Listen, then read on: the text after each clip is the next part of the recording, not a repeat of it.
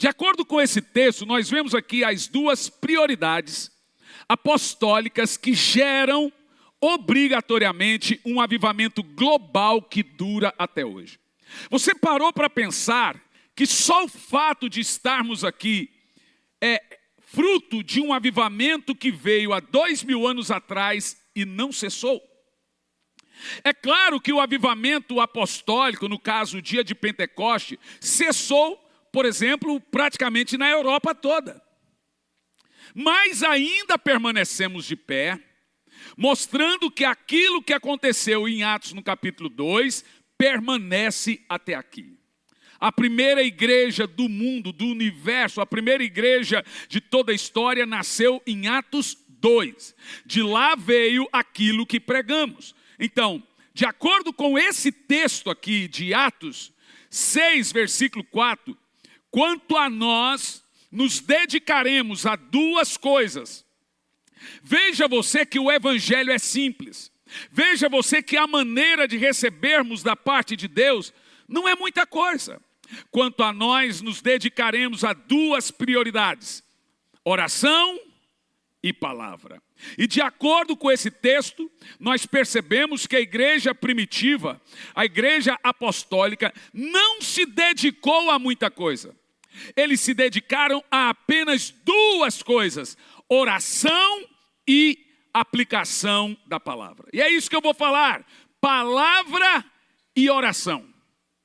A palavra, preste muita atenção, a palavra mencionada aqui na Bíblia é o conteúdo da pregação. A palavra é a autoridade do pregador. A ordem de Deus é: pregue a palavra. Não é pregue sobre a palavra, é pregue a palavra. A palavra é o conteúdo de todo avivamento.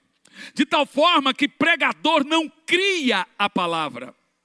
O pregador, ele prepara o sermão, mas a mensagem sempre é de Deus.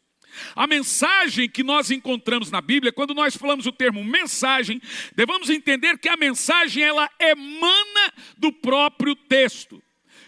Vou ali na igreja ouvir uma mensagem. Vou ali na igreja ouvir a palavra. A mensagem mencionada na Bíblia Sagrada, ela sai do texto bíblico. Ou seja, o texto bíblico é o conteúdo da mensagem. De tal maneira que Deus não tem compromisso com a palavra do pregador. Vou repetir. Deus não tem compromisso com a minha palavra. Deus só tem compromisso com a sua palavra. É a palavra de Deus que não volta vazia, não a do pregador. Se o pregador é fiel à palavra e prega a palavra de Deus, a palavra dele também não vai voltar vazia. Meus irmãos, nós só teremos o cumprimento dessa promessa se nós pregarmos a palavra e não as nossas palavras. A palavra, ela é o instrumento que Deus estabeleceu para trazer seus escolhidos à salvação. De tal forma que Deus chama pela palavra, Deus converte pela palavra, Deus transforma pela palavra. A fé vem por ouvir a palavra. Então Deus salva pelo exercício da palavra. É importante dizer que a pregação fiel das Escrituras é o principal elemento que leva uma pessoa ao conhecimento de Deus e seus ensinamentos. Dentro ainda desse conteúdo que nós entendemos que produz poder numa igreja, tem o que nós chamamos de pregação bíblica e fiel. Pregação bíblica e fiel. No que se consiste uma pregação bíblica que Deus abençoa? Lembra o título da mensagem? A maneira de Deus. Como sabemos que tal pregação recebe ou recebeu a bênção de Deus? Vamos começar em 2 de Paulo a Timóteo, capítulo 4, no versículo 2, e ver a orientação de Paulo, Paulo nos ensinando a pregar, porque todos os avivamentos tiveram esses dois conteúdos, pregação e oração. Não é qualquer pregação que Deus abençoa, gente. Não é só subir no púlpito, abrir um texto bíblico, ler esse texto bíblico e agora esperar que Deus está abençoando esse texto bíblico. Nós temos aí, veja, o YouTube. E o povo hoje assiste de tudo na internet. O problema das pessoas é que elas estão construindo suas histórias com Deus a partir de suas experiências online, não é experiências com Deus. Elas estão tendo experiências online. Haja vista, e às vezes eu vou ler alguns comentários de tantas mensagens, tem gente que já está anos sem ouvir uma pregação na igreja dele, está ouvindo na internet. Veja, parece até estranho eu falar isso, porque no nosso canal no YouTube já passou de 20 milhões de visualizações de pregações. 20 milhões no total. Passou há muito tempo. Nós temos no YouTube mais de 200 mil inscritos, mais de 20 milhões de visualizações. No Instagram, mais de 1 milhão de seguidores. Eu poderia chegar aqui e defender a causa, mas não. Ninguém vai construir uma história com Deus tendo experiência online. Na internet, você não tem que pedir perdão para ninguém. Na internet, você não tem que perdoar ninguém. Na internet, você não tem que pegar na mão de ninguém. Na internet, você não tem que se relacionar com ninguém. Há determinadas coisas, e isso eu vou pregar um dia ainda, que você só vai conseguir congregando. Presencialmente. Sabe que quando começou a pandemia, eu comecei a pregar e a dizer que ia ter fila para entrar na igreja. Se você tirar o tempo de pandemia que nós tivemos, que a igreja ficou fechada por 2 anos, e ela nasceu 1 ano e meio antes da pandemia, e depois estabeleceu a pandemia, nós não temos nem 3 anos de igreja. De presencial mesmo, contando tudo presencial, acho que quase 3 anos ou 3. E eu dizia, vai ter fila. Que nada, irmão. Tem gente que está até hoje online, que acostumou. Sabe qual foi a minha tristeza quando acabou a pandemia? A minha tristeza é que o povo gostou. A gente correu lá, comprou a melhor câmera, montou tudo para ficar bonito na televisão dele. E o povo gostou. Eu queria que não gostasse. Seja honesto. Alguma coisa substitui a unção que está aqui presencial? Essa unção você nunca vai sentir no YouTube. Olhar por irmão ali do chofar. A hora que ele toca o chofar, estou sentindo falta do irmão do cajado. Esse riso aqui, por exemplo, não sai no culto online. Essa presença, o louvor inteiro, uma menininha ficou aqui diante do altar, dobrava, levantava, dobrava, não aparece. Agora estávamos pregando no interior do Rio de Janeiro, cidade de Macaé, e aconteceu um negócio, gente. Estava eu e o pastor Jean lá, que foi absurdo. Primeiro, viemos da cidade do interior de São Paulo, agora São Carlos, e lá uma criança, a igreja lá fornece fone de ouvido para os autistas. Gente, o autista com fone foi batizado com o Espírito Santo e caiu no poder orando em línguas e profetizando com fone, de fone. Em Macaé a gente estava ministrando e todas as crianças tomadas do poder do Espírito. Daqui um pouco, do lado da igreja tinha uma pizzaria. Sabe que quando vieram contar para nós, o pastor Jean ainda disse, eu falei, isso é coisa de livro. Se a gente conta, todo mundo pensa que é mentira. Ligaram para minha esposa para contar esse feito. Tinha uma pizzaria do lado da igreja e uma festa de crianças. Gente, todas as crianças na pizzaria foram batizadas com o Espírito Santo. Os pais e os tios entraram na igreja levando as crianças, porque as crianças eram cheias do Espírito Santo e pediam para ir na igreja ali. Isso não aparece online. Aparece? Não aparece. Não vai. Então, O apóstolo Paulo aqui vai nos ensinar a pregar. Literalmente, nos ensinar a pregar. Se tem uma coisa que Deus deu para nós aqui, desde o início da igreja em Campo Largo, é formar líderes. Graças a Deus, muita gente se torna excelentes pregadores a partir desse altar aqui. E eu não tenho ciúme de altar não, gente. Se prega, eu ponho para pregar. Pensa na pessoa que não tem ciúmes. E graças a Deus, tem gente que ainda saiu falando da gente, mas depois ainda ligou e falou assim, olha, mesmo que à distância você é meu discipulador. É porque provavelmente está assistindo. E pelo menos foi humilde, né? O que eu estou dizendo para você é que a minha vida toda, eu pautei a minha vida por duas coisas apenas. Eu não fico aqui falando das minhas credenciais, etc. Mas quem sabe um dia você vai lá no nosso escritório e você vai ver todos aqueles diplomas lá. O Gil já foi lá. Mas não precisa ficar falando, não gosto. Porque o que eu gosto de ter orgulho mesmo é de pregar sobre a vida de oração e o poder da palavra. Isso eu amo falar. Porque não adianta você se orgulhar de ter 10, 15, 20 diplomas e não passar espiritualidade nenhuma para ninguém. Um pregador espiritual, ele vai gerar uma mentalidade espiritual nas pessoas. E é isso que importa. 2 Timóteo 4:2, 2 de Paulo a Timóteo 4:2, Paulo nos ensina a pregar e olha, ele começa dizendo o seguinte, pregue a palavra. Não é sobre a palavra, não é pregue sobre a palavra.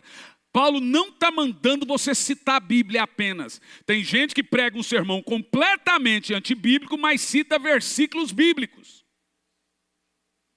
Não é sobre, ele diz, pregue a palavra. Esteja preparado para pregar a tempo e fora de tempo. Tem uns discípulos, aqui agora não tem não, que se chamava ele para pregar, e se chamar de última hora, entrava em crise. A pessoa que eu não estou preparado, eu olhava para ele e disse, mas você só lê Bíblia para pregar? Quando você vira para um pastor e diz, me pegou de surpresa, você está dizendo para o pastor que você só lê Bíblia quando vai pregar. Porque um homem de Deus, um pregador, um pastor tem que estar pronto a tempo e fora de tempo. Então quem anda comigo, eu posso até hoje, é você que prega da noite para o dia. E não adianta tremer e desesperar não. Se você diz não, você está me dizendo que a Bíblia para você só lê quando vai pregar. Porque se você examina as escrituras constantemente, sempre você terá a palavra de Deus para alguém. Congregávamos em uma igreja, minha esposa e eu, uma igreja muito grande, muito grande. E algumas vezes, quando eu não viajava, nós chegávamos nessa igreja, o pastor da igreja chegava lá e estava folheando a Bíblia. Folheando. E aquilo eu já olhava para ela, olhava para ele e falava assim, já me taiava. Eu sei por que ele está folheando, está sem mensagem. Aí ele olhava do lado, quando ele me falou, ô Hernani, vem cá, você tem uma mensagem hoje aí? Eu falei, eu tenho sempre uma mensagem, pastor. Pode parecer arrogância, mas não é não. Eu tenho sempre uma palavra. Não, eu não tenho uma palavra hoje. Aí, irmão, aquilo me taiava o sangue. A igreja tinha mais de 5.000 membros, e o pastor, vez em vez, dizia que não tinha uma palavra. O povo é dizimista, o povo é ofertante. O povo é ovelha de sua igreja, eles merecem, no mínimo, uma pregação bíblica. No mínimo. Púlpito não é lugar de fazer negócio. Púlpito não é lugar de contar que você fez negócio. Púlpito não é lugar de ensinar ninguém a ficar rico. Púlpito é lugar de pregar a palavra. Você quer ficar rico? Arrume um emprego, trabalhe e receba a bênção de Deus no seu trabalho. Esse lugar aqui é lugar de pregar. O pregador, ele não tem que ser motivacional, ele tem que ser cheio do Espírito para ouvir a Deus e transmitir a palavra do alto. Púlpito não é lugar de vomitar dor. Púlpito não é lugar de amargura. Púlpito não é lugar de xingar. Púlpito não é lugar de se estressar. Púlpito é lugar de pregar. Pregar a palavra. Eu, durante muitos anos, fui duramente corrigido por Deus nesse sentido. Eu sou muito temperamental, sou muito acelerado, então muitas vezes eu usava o púlpito para brigar. Mas fui corrigido por Deus. Púlpito é lugar da exposição da palavra. Então o apóstolo Paulo diz, pregue a palavra, quer a tempo e fora de tempo. Agora olha o que, gente, qual é o conteúdo da palavra? Ele diz assim, ó, repreenda, corrija e exorte. Ó, quem não gosta de ser confrontado? Nenhum cachorro gosta de ser confrontado. O cachorrinho que tem lá em casa não é um cachorro, é o bode. Aquilo é um bodinho. Pensa num cachorro que tem uns 35 coisas dentro deles. É um bodinho. Mas nem o cachorro que tem lá em casa, o cachorrinho da Isabela, ele odeia você dar bronca nele. Você dá uma bronca nele, faz... Você sabe o que significa a palavra rosnar? Sabe? Murmurar. Por isso que a Bíblia diz que Deus odeia o crente murmurento, porque toda vez que ele murmura, ele está olhando para Deus fazendo igual o Simon.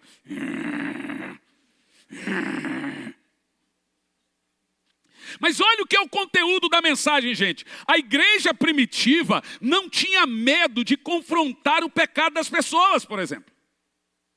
Paulo diz, entrega fulano para o diabo, porque ele está fazendo sexo com a madrasta. Eu entrego ele para o diabo. Imagina hoje.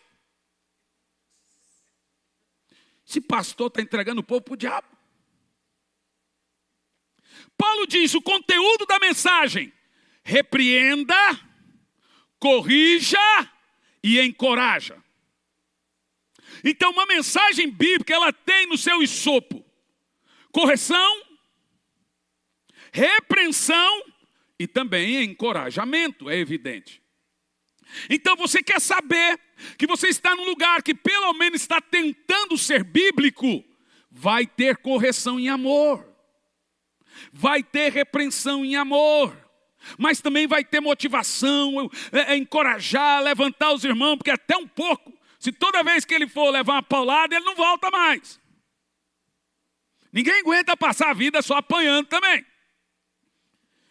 Essas três coisas aqui, mencionadas pelo apóstolo Paulo, têm que estar firmadas na doutrina, ou seja, em um fundamento elementar. Paulo disse, ó, pregue a palavra, esteja preparado a tempo fora de tempo, e na palavra tem que ter, repreenda, corrige e encoraje com toda paciência e sã doutrina. Sã doutrina é uma boa para mim, agora com toda paciência estou aprendendo. Estou aprendendo mesmo. Gente, quando nós olhamos para a igreja primitiva, nós vemos que eles cresceram. Alguém aqui tem dúvida que a igreja apostólica cresceu? Vou te dar alguns números para você entender. Quando chega o apóstolo Paulo em Roma, Roma tinha 14 bairros, 11 cristãos. A cidade tinha 1 milhão de habitantes. Dos 14 bairros, desses 1 milhão de habitantes, 11 eram 100% cristãos. No cálculo feito pelos numerologistas bíblicos, é que a igreja primitiva, na altura em que Paulo foi martirizado em Roma, ela tinha em Jerusalém, mais de 70 mil membros. É simples. No dia que o fogo do Espírito desceu, 3 mil recebeu o Espírito Santo, mas tinha 15 mil lá. Então, você pensa que era uma igrejinha assim? Não, gente. Eles eram perseguidos, eram mortos, mas era uma big igreja, você quer ver? Ó? Só em Jerusalém, juntando com os crentes da Macedônia, dentro da numerologia, pegando os números das igrejas do Novo Testamento, eles passam de 200 mil membros. Gente, para os dias de hoje, 200 mil membros é um absurdo. Só em Roma, 11 bairros cristãos, só em Roma, eles chegavam a mais de 100 mil membros. Poderoso ou não é? Com 12 apóstolos. 12. Só o apóstolo Paulo ganhou sozinho 14.000 pretorianos estando preso. Paulo estava preso e ganhou 14.000 soldados. Chegou uma hora que eles isolaram ele e disse, não deixa ninguém conversar com aquele careca lá. Porque conversa aceita Jesus, conversa aceita Jesus. João, todo mundo que conversava com João aceitava Jesus. Isolaram ele na ilha de Pátio e falaram, agora ganha as cobras para Jesus. Os apóstolos tinham muito poder na fala. Eles abriam a boca e o poder de Deus tomava a boca daqueles apóstolos poderosos. Então, quando nós olhamos para a igreja primitiva, nós vemos que eles cresceram. E as pessoas também cresceram em Deus. E usaram essas duas formas como base de seu crescimento. Tem igreja aí usando um monte de fórmula para crescimento. Patrocinando vídeos e fazendo isso, fazendo aquilo outro e tal e tal. E eles crescem em números, o que não reflete o crescimento. A pregação e a oração, ela vai corrigir 2 erros brutais numa igreja. O primeiro erro brutal que uma igreja pode ter é o medo dos números. Tem igreja que não cresce de jeito nenhum e eles têm o seguinte desculpa: queremos qualidade, não quantidade. Isso é numerofobia.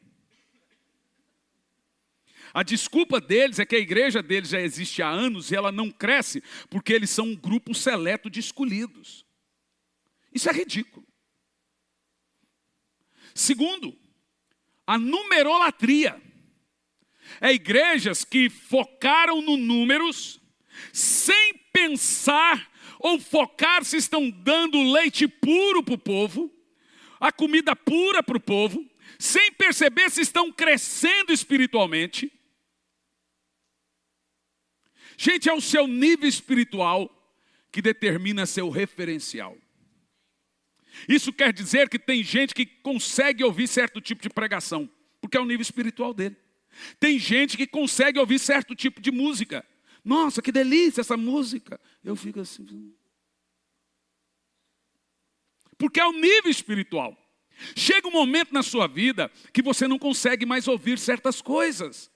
Sabe, gente, o crente cheio de unção não consegue ouvir um pregador que não tem unção. Ele sabe quem tem unção e quem não tem. Ele sabe quando aquele pregador está seco da graça de Deus. Não está cheio. Há um tempo atrás eu estava ensinando o meu filho, mostrando para ele, quando ele estava começando na área musical, a identificar unção e não unção. Então eu punha um cantor para cantar, depois eu punha outro cantor e eu falava, filho, qual é a diferença? A mesma música. Ai pai, eu não sei explicar qual é a diferença, mas esse aqui parece que tem alguma coisa. Não, tem unção. É muito diferente. Você põe um cantando na música, outro cantando na mesma música e você nota uma diferença. Irmão, não dá para nós, próximo do retorno de Cristo, ouvir pregações secas. Ouvir pregadores secos, ouvir louvores somente comerciais, para rodar na rádio ou no Spotify e dar like. Nós temos que olhar e dizer, irmão, tem gente que eu assisto na internet, que eu tenho que parar, ficar sozinho no quarto, porque vai ser vergonhoso, eu vou deitar no chão, vou molhar tudo, porque é a graça de Deus. Aí, gente, as mensagens de John Wesley, as mensagens de Jonathan Edwards, de Charles Finney, estão tudo disponíveis na internet. Jonathan Edwards pregava, as pessoas caíam no poder. John Wesley pregava, as pessoas caíam no poder. Finney pregava, as pessoas caíam no poder. Hoje os caras pregam o sermão deles, as pessoas caem, mas é de sono. Não é no poder.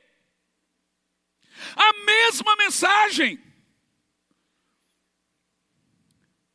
Você não pode aceitar um sermão sem poder. Se vai pregar sobre educação de filhos, tem que ter poder. Se vai pregar sobre a mordomia, tem que ter poder. Se vai pregar sobre casamento, tem que ter poder. Não dá para ser seco. Nós precisamos da palavra, mas da palavra de poder.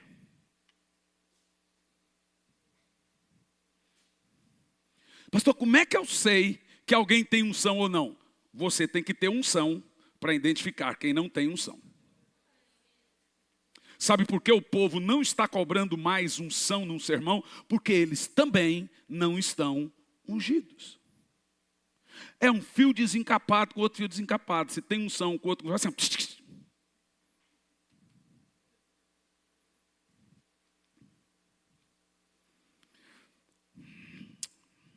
A igreja primitiva, meus irmãos, ela era atacada de todas as formas. E há pelo menos 3 forças que atacavam a igreja. São elas. Capítulo 4 de Atos, a perseguição de fora para dentro. Como a igreja responde a essa primeira forma, que é a perseguição de fora para dentro? A igreja responde com pregação e oração. Você não vê no livro de Atos a igreja mudando sua fórmula. Tipo assim, isso não está dando certo, vamos tentar outra coisa. Em segundo lugar, muda-se a tática no capítulo 5 de Atos. Agora já não é mais a perseguição, agora é a infiltração.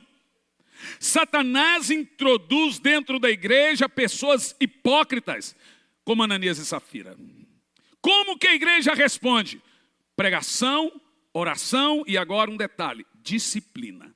Foram disciplinar Ananias e Safira, eles não aceitaram e morreram. Em terceiro lugar, muda de novo a tática do diabo. No capítulo 6 de Atos, agora já não é mais a perseguição, agora já não é mais a infiltração, agora é a distração. Leonard Ravenhill, nesse livro que eu te indiquei, ele usa uma seguinte frase: o entretenimento é o substituto diabólico do avivamento. Significa, o que ele quer dizer com isso? Que o seu tempo demasiado, na época não tinha dele, mas vou fazer na versão Hernandes Santos 2024. O seu tempo demasiado em séries, o seu tempo demasiado em filme, o seu tempo demasiado, não é pecado, é exagero, seu tempo demasiado em entretenimentos vai substituir sua fome por Deus. Você nem vai notar. Porque ele diz o entretenimento, ele diz que os Estados Unidos, na época dele, ele morreu em 1994, ele disse que os Estados Unidos tinham um Deus e se chamava entretenimento. Aonde ele mentiu? Responda. Gente, não é pecado ir no cinema, não é pecado assistir uma série, não é pecado, mas Leonard Ravenhill diz nesse livro que essa geração do entretenimento só vai provar uma coisa: que a falta de oração e meditação na palavra nunca foi por falta de tempo. Por isso que ele é considerado o profeta Elias de seus dias.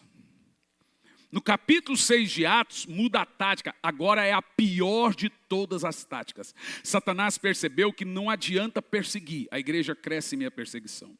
Satanás também percebeu que não adianta infiltração, a igreja cresce e ela identifica a infiltração. Então ele descobriu que a melhor maneira de matar um avivamento é distraindo a igreja, as distrações. Então eu ouço igrejas dizendo que não tem muito tempo para fazer algumas mensagens ou uma série. Sabe, eu falo para tantos amigos meus, faça uma série de mensagens sobre avivamento. Ele diz, por que tem que ser avivamento? Irmão, avivamento é o termo que eu uso. Mas o que eu estou querendo dizer é, faça uma série de mensagens sobre oração, faça uma série de mensagens sobre jejum, faça uma série de mensagens sobre santificação, faça uma série de mensagens sobre temor a Deus. E são mensagens de avivamento. Não é que eu estou com outras séries. Aí quando você vai ver as séries, veja, eu fico analisando, você vê a prioridade. A prioridade passa 6 meses, 7 meses, 8 meses pregando liderança, liderança, liderança, liderança, liderança, liderança, como ser isso, como ser aquilo outro, como ser rico, como ser. Maravilha, muito bom. Eu sou falho nesse sentido. Mas eu acho que você poderia fazer disso não a prioridade, e sim um secundário. Faça a prioridade um despertamento espiritual. E aí lida com essas coisas como secundário. Porque o que é prioridade numa igreja é a vida espiritual do povo. É levar o irmão aos pés da cruz, porque se ele for aos pés da cruz, ele não vai mais gritar com a mulher, não vai mais bater na mulher, a mulher não vai mais desonrar, o filho não vai mais desobedecer. Se a prioridade for uma espiritualização do corpo, muda. Você não precisa chegar num crente cheio do Espírito Santo e falar para ele, ensinar ele a dizimar. Está entendendo o que eu estou falando? Um crente cheio do Espírito Santo não dá gabinete. Eu estou errado? Então digo aos amados pastores, coloque sempre como primordial, como primeiro na sua igreja, o despertamento espiritual. Crie séries de jejuns na sua igreja. Põe esse povo para jejuar. Ah, mas o povo não jejua. Jejua os que jejuam. E isso vai aumentar. Se não jejuam todos, muitos vão jejuar. Queremos ou não queremos um avivamento? Ele não vai cair de paraquedas ou com a cegonha. Ele não vai vir pelo Mercado Livre. Ninguém vai tocar uma campainha na sua casa dizendo, olá, o avivamento chegou.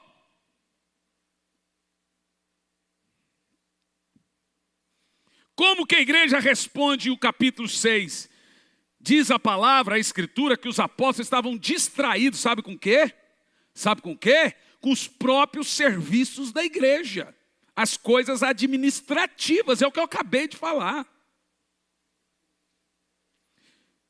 Eles falaram assim, a gente está preocupado com coisas. Eles começaram a levantar diáconos para fazer aquelas coisas administrativas, para cuidar das mesas. E eles falaram, quanto a nós, olha o que os apóstolos fizeram. Vamos pôr gente para cuidar dessas coisas. Quanto a nós, nos dedicaremos à oração e ao ministério da palavra. Agora, sabe o que eu fico maravilhado com isso aqui? A sensibilidade dos apóstolos.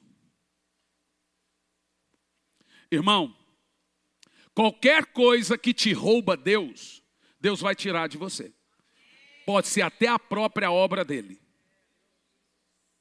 Se a obra de Deus roubar você de Deus, Deus tira você da obra. Se a obra te trouxe tanto ativismo, a ponto de você não conseguir orar, de você não ter tempo para examinar as escrituras, ele vai insistir com você, mas se essa obra fez isso, Deus vai tirar você da obra. Nada pode entrar no lugar de Deus na sua vida.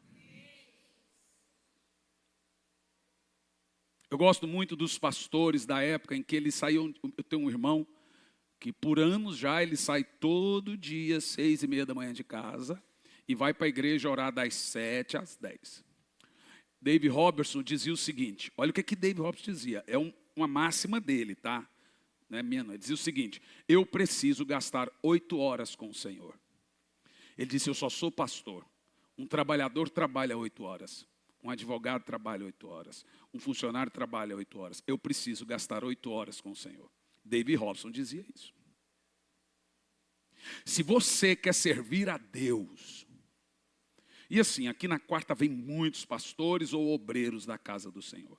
Se você quer servir a Deus, ser cheio do Espírito Santo, e as pessoas serem cheias do Espírito Santo através de você, como aconteceu lá em Macaé, no Rio de Janeiro, das crianças do lado, a pizzaria do lado, e os tios e os pais levá-las na reunião de avivamento. Aí o pastor falou assim, mas me diga, qual é o segredo? Eu falei, eu não sei te dizer segredo, não tem segredo. Gente, eu não vou em nenhuma igreja para derrubar ninguém. Tipo assim, eu vim aqui hoje, todo mundo vai cair. Não faço isso. Eu não vou em nenhuma igreja. A gente chega nas igrejas, naquela igreja em São Carlos e São Paulo, pastor Jean e eu, nós sentamos, e achou umas 200 crianças sentou na nossa frente assim. Jogaram tudo na nossa frente e pôs só a gente sentada atrás das crianças. Não tinha mais ninguém. Eu falei, pastor, por que a gente está sentado aqui? Não, porque você é o homem do parquinho. As crianças olhavam para a gente assim, e ria, cutucava na minha perna, vinha. Gente, tipo assim, aquele culto, se nós não orássemos pelas crianças, seria a maior frustração do mundo.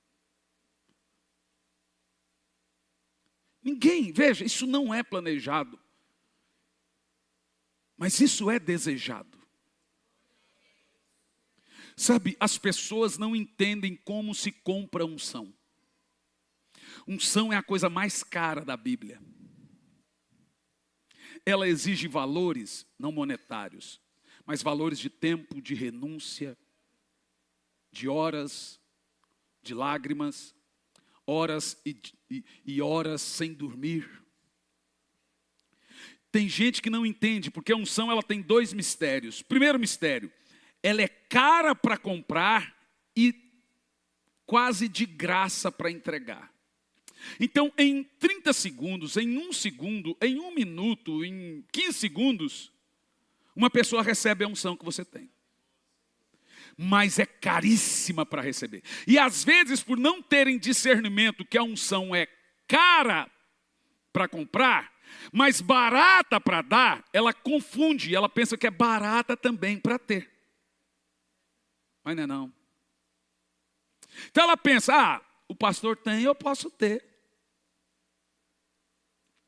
Domingo passado estávamos pregando em São Paulo. E aí não tinha nenhuma criança. E foi muito difícil para mim aquele culto. Eu notei que eu não estava com a mesma unção do sábado. E eu estava assim, destruído de cansaço. E me veio na mente a frase de Charles Finney. Deus não usa homens cansados. Por quê? Porque a unção, ela dilacera a sua energia. Como na capa do livro, derrete. E ela acaba com seus nervos. A unção, da mesma maneira que uma pessoa recebe uma carga de unção, cai. O pregador, então, que está entregando a unção. O corpo dele fica arrebentado. Então, é uma maneira do Espírito Santo te proteger, não lhe permitindo toda a unção se você está cansado. Então eu notei essa diferença. Percebi, foi bênção, foi sobrenatural. Falei sobre batismo com o Espírito Santo, mas eu percebi, aqui, ninguém percebeu, eu percebi que não foi como o sábado, porque eu estava muito cansado. Aí você percebe que unção não é uma bobinha não é fácil não. Existem mistérios. Mistérios na unção. Primeiro, respeitar a unção que você tem. Você não pode ter a unção que você almeja tendo o pecado que você tolera. Você tem que escolher um ou outro. Unção é uma coisa muito santa, muito séria.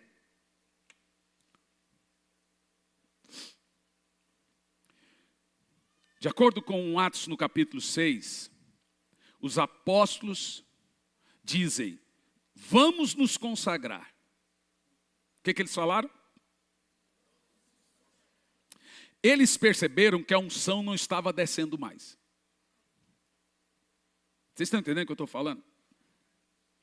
Então eles tiraram o ativismo e disseram, vamos nos consagrar a 2 coisas, oração e ministério da palavra.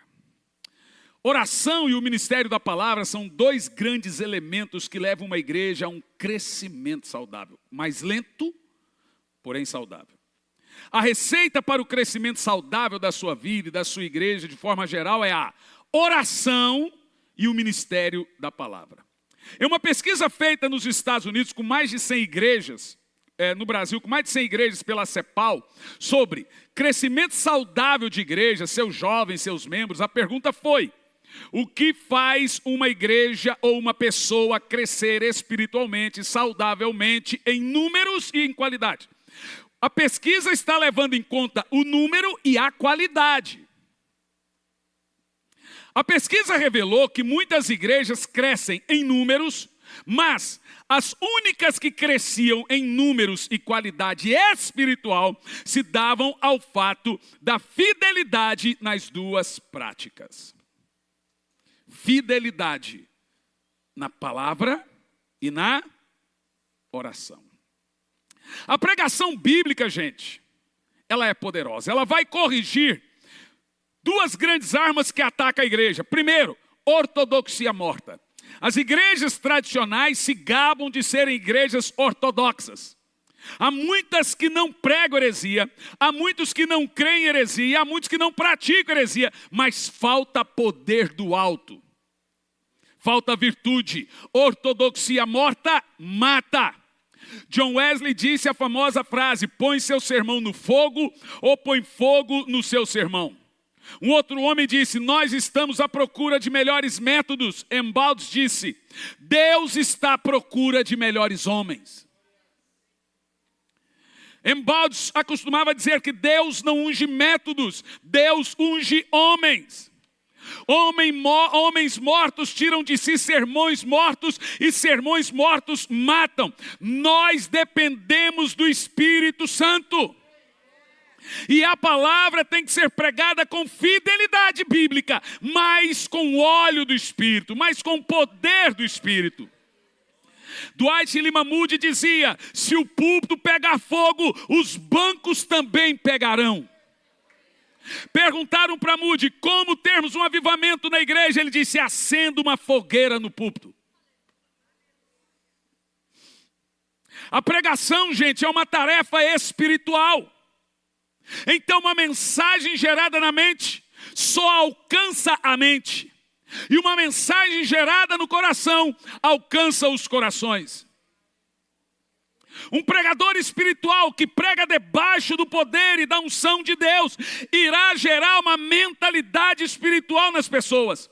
Porém, um pregador carnal é como um médico que irá fazer uma cirurgia sem higienizar as mãos. Em vez de curar, ele vai deixar uma bactéria, uma doença.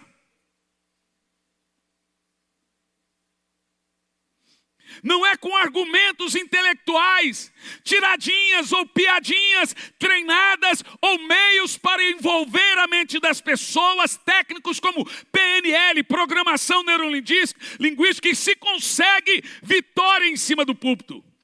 Essa batalha da pregação, do poder, do avivamento, não se ganha com piadas ou com textinhos treinados. Isso nós conseguimos, é lá no quartinho da oração, é colocar os joelhos lá e sair de lá para pregar consciente de que Deus fará o que Ele tem que fazer. Sem pregadores ungidos, jamais veremos pecadores rendidos. Os pregadores dessa geração darão conta aos pecadores dessa geração. O grande problema é que grande parte dos pregadores hoje em dia deveriam estar pescando homens, na realidade estão pescando o elogio deles. Pregadores pescam homens, marqueteiros elogios. Gente, se você soubesse como é maravilhoso transmitir a palavra de Deus, e o fato de transmitir a palavra aqui com o microfone, ter o dom da oratória e etc., é só uma fraçãozinha pequena de transmitir a palavra. Todo mundo aqui é um pregador do Evangelho. Não precisa ter um microfone na mão. Você só precisa testemunhar a sua fé. Isso te faz um pregador do Evangelho. Nós não precisamos também só de pregação. Caminhando para o fim. Nós não precisamos só da pregação também. Alguém me perguntou, qual é mais importante? A pregação ou a oração? eu disse: qual lado do avião tem mais importância? O texto diz pregação e oração. Agora observa alguns detalhes nesse texto. Ele chama a oração de ofício, ele chama a pregação de ministério. Ele diz: quanto a nós, nos dedicaremos ao ofício da oração e ao ministério da palavra. Por quê? Pregação e oração, apesar de serem uma arma poderosa para avivamento, são distintas. Por exemplo, poucas pessoas vão subir aqui para pregar. Poucas pessoas terão o prazer de transmitir um culto público a palavra. É maravilhoso. Poucos. Por quê? Porque o ministério da pregação é um ministério de poucos. Mas o ofício da oração é um ofício de todos. A Bíblia não manda você pregar publicamente.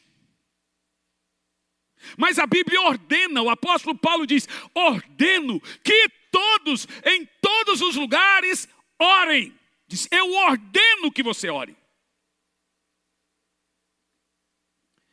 Então o ministério da pregação é de poucos, o ofício da oração é de todos. A pregação e a oração têm duas coisas distintas. A pregação atinge uma coisa, a oração atinge outra coisa. Deus fez pregação e oração para essas duas coisas. Primeiro, a pregação atinge o tempo, o temporário. A oração atinge a eternidade. A pregação move o coração do homem, a oração move o coração de Deus. Por isso que D.L. Moody dizia que as duas coisas que geram avivamento é a pregação e a oração. Porque a pregação vai mover o coração do homem e a oração vai mover o coração de Deus. E quando o coração do homem estiver movido por Deus, ele consegue mover o coração de Deus para produzir um avivamento. Você entendeu?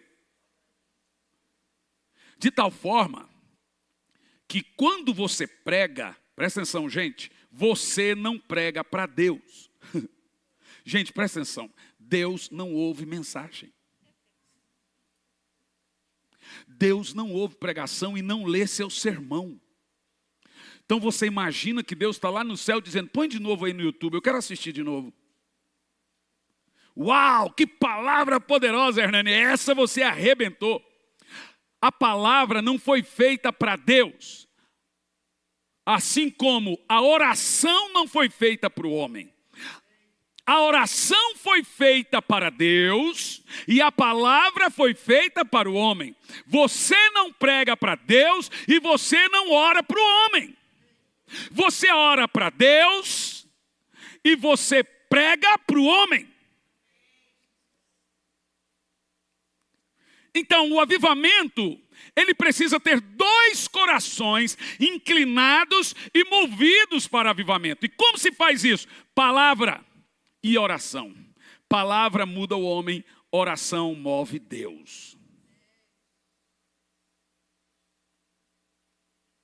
Eu sei que tem muita gente que passa por muitos problemas, ou só eu.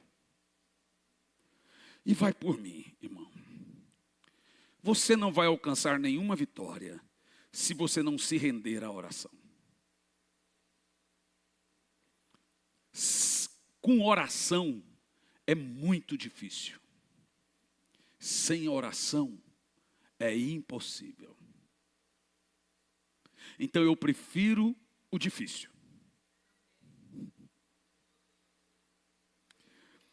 Por que Jesus dedicou tanto tempo de seus ensinamentos à oração?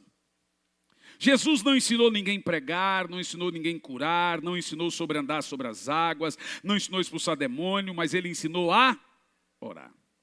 Então, a oração tem alguns segredos. Primeiro, a oração não é só você falando, é também ouvindo Deus. Porque a oração não é, veja, você tem que vencer o mal do vício de só falar. No seu tempo de oração, você tem que parar, ficar quieto, serenar as questões da alma. Em alguns minutos, a voz dele vai vir na sua consciência. Mas você tem que ficar quieto, parado, quieto. Então você ora lá e já levanta e some. Orou, ficou quieto, senta, fica quietinho. Eu sei que tem gente que é agitado, tem uns comichão, uns percevejos, né, uns carrapato. Você precisa, para você receber coisa de Deus, você tem que gastar um tempo orando e um tempo ouvindo. No meu livro, Derretimento dos Servos, eu ensino ali o que eu chamo de o espírito da quietude. Tem gente que precisa o espírito de ficar quieto. O espírito de ficar calado. Tem gente que não aguenta ficar calado mais de 2 minutos. Mas para receber de Deus tem que aprender. Oração não pode ser só palavra, gente. Precisa ser também derramar. Oração não é o que Deus ouve. Oração é um coração que Deus vê. Tem gente que fala uma coisa e no coração diz outra. Mas Deus está vendo o quê? No coração. Então a oração não pode ser só palavras, precisa ser um derramar. Perguntaram à Madre Teresa, o que você diz a Deus quando ora? Ela disse, não digo nada, só escuto. Então continuaram, mas o que Deus diz a você quando você ora? Ela disse, ele não diz nada, só escuta. São 2 calados numa oração. E o seu espírito recebendo dele. Oração, gente, ela só exige um requisito. Por isso que é difícil. Espiritualidade. Oração é coisa de gente espiritual. É possível alguém pregar e perecer, mas é impossível alguém que ora perecer. Eu já vi grandes cantores, pregadores, gente de tudo que é tipo cair. Mas nunca vi gente de oração cair. As irmãs do coque estão de pé ainda. A estatura de um crente é determinada pelas suas orações. O pastor, esse livrinho aí de Leonardo Ravenhill, ele vai te dar tanta coisa que você vai perder todos os dentes da boca. Leonardo Ravenhill dizia, o crente que não ora está caído. O pastor que não ora, no mínimo 2 horas por dia, está desviado. Eu já vi pastor pegar esse livro, rasgar e jogar fora, de tanta raiva. Porque ele dá, entendeu? Eu aprendi a pregar com ele. A estatura de um crente é medida pelo seu tempo com Deus. Embora a igreja seja pobre em muitos aspectos espirituais, ela é mais pobre ainda no quesito da oração. Nós somos muito pobres espiritualmente. No que tange a oração, mais ainda. Se nós fracassarmos na oração, nós seremos fracos em todo o resto.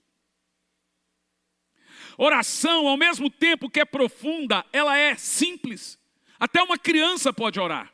Mas até a criança diz, não vou hoje que é culto de oração. As igrejas que têm culto de oração. Eu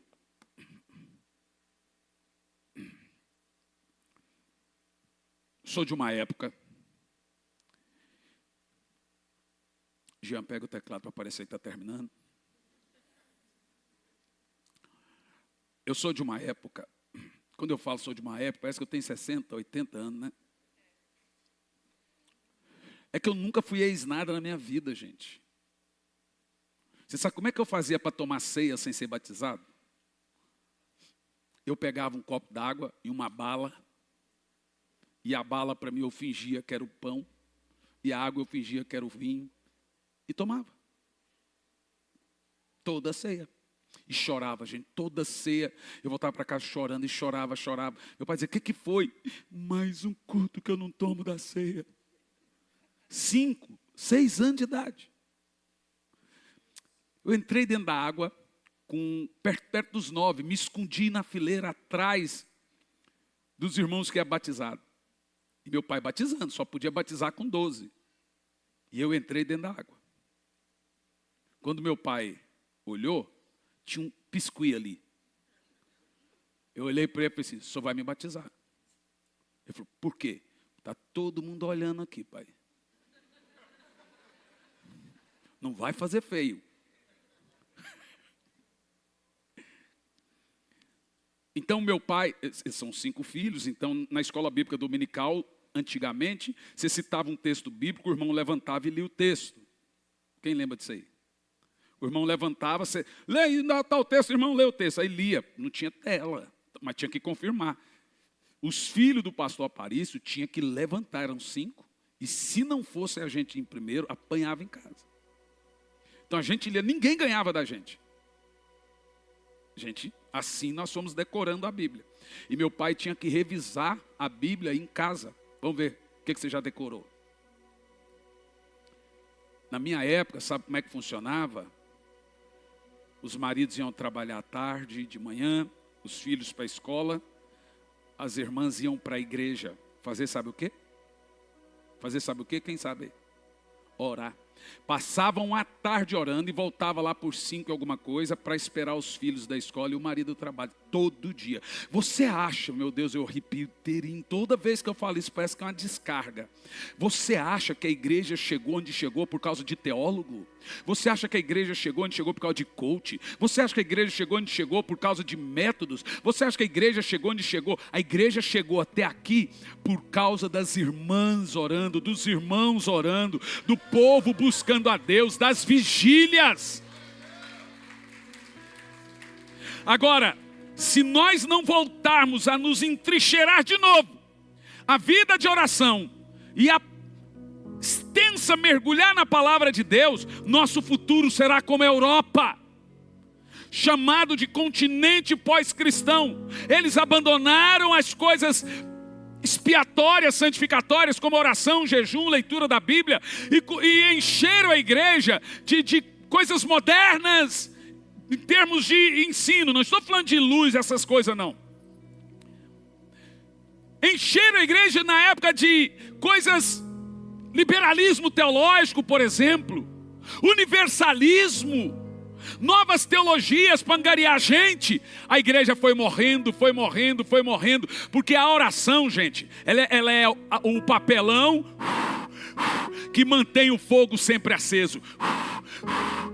Se você abandonar a oração, se você abandonar os estudos bíblicos com a sua igreja, ela vai morrer em 10 anos.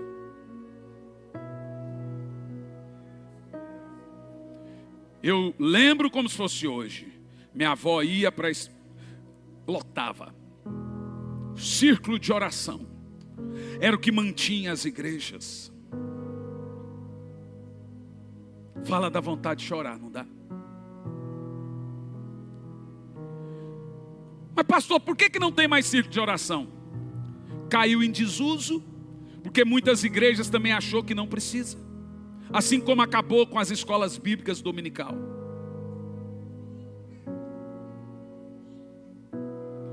Agora vou te dizer, porque de todos os países do mundo, o Brasil é o mais difícil para viver um avivamento. Sabe por quê? Apesar dos Estados Unidos ser o que é, em termos de evangelho, é considerado em pesquisa que o povo brasileiro, de todo o povo cristão do mundo, é o que menos ora e o que menos lê. Você viaja, você vê brasileiro com livro na mão. Se você não vê com livro, vai ver com Bíblia. Olha para mim. Vamos voltar os nossos corações à prática da oração. Vamos voltar nossos corações à prática da leitura bíblica. Gente, a oração é um mistério.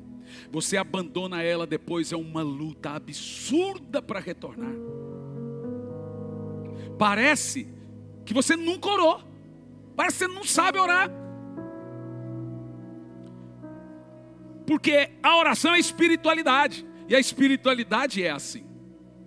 Ela não é forjada. É relacionamento. Então, por exemplo, eu estou tendo um relacionamento com você. E daqui um pouco a gente se desentende. Vai ser muito difícil a gente voltar a se falar. Quem vai se render primeiro? Então, oração é relacionamento com o Espírito Santo. Quando você perde esse relacionamento, retornar é muito difícil. Mas precisamos retornar. Precisamos orar. Primeira oração que nós fazemos é pela nossa vida de oração. Senhor, eu oro pela minha vida de oração. Senhor, eu oro para ter um coração rendido ao Senhor.